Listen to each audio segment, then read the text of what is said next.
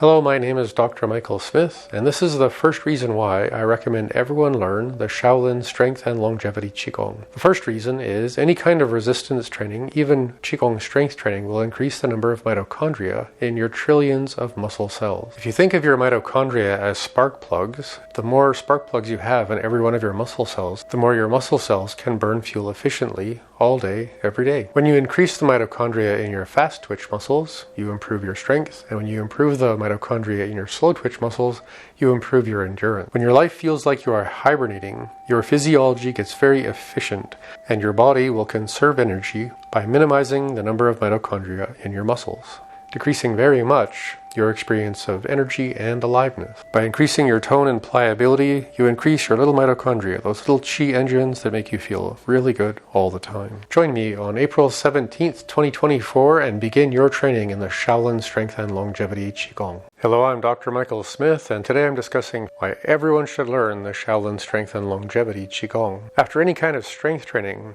your body burns calories for 36 hours after your training session while you repair your tissue.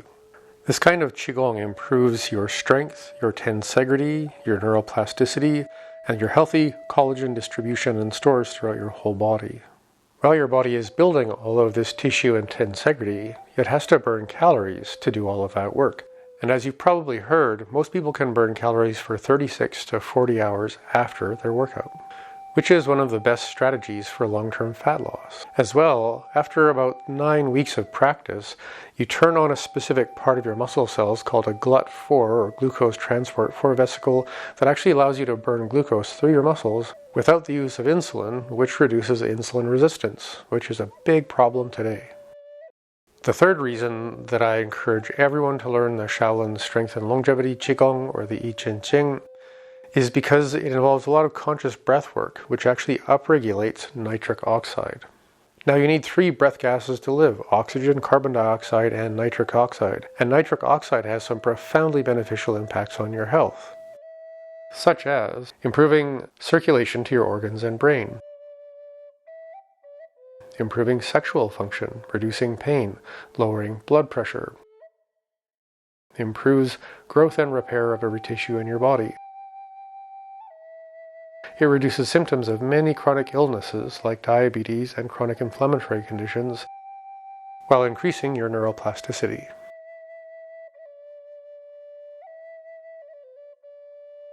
The fourth reason is having good muscle tone and good tensegrity within all of your tissue membranes is linked to longevity, almost any other factor with your health.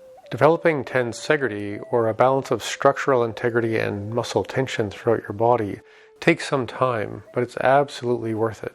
This kind of complete muscle tone asks you to focus on something called pandiculation, which is kind of like the way cats stretch, in the sense that there's a certain amount of tension bound in the joints and a certain amount of movement through the joints. This can be enhanced with what is called isometric resistance, when you might imagine pushing on something or pulling on something in a way that engages your muscles more intensely. The goal is a highly integrated structure with pliable and strong muscles and membranes, and the circulatory and healing benefits of a full range of breath gases like nitric oxide. This is the gateway to an inborn capacity for energetic efficiency and longevity. The agility, coordination, and general sense of mojo that comes with this kind of practice can be life-changing. The fifth reason I recommend the Shaolin Qigong to almost everyone is it develops a kind of body awareness that allows you to increase what is called the relaxation response. Now, I think we're all aware of what it feels like to be wound up, to flinch, to be stressed out. There's a capacity within our nervous system, and in fact in the back of our brain, that undoes that very, very specifically. So in one way, if you imitate tension and then imitate the opposite of tension, you could say in a mechanical way you're inducing the relaxation response. But as you become much more connected between your connective tissue, your structural integrity, as well as your somatic and emotional states, the more you get to feel what you're feeling on many levels at the same time. And when we talk about the relaxation response just in the reflex sense, that's a good start. But it's a completely different thing when you're doing the relaxation response from the inside of your brain through every muscle, membrane, tissue, nerve, and in fact even parts of your immune system.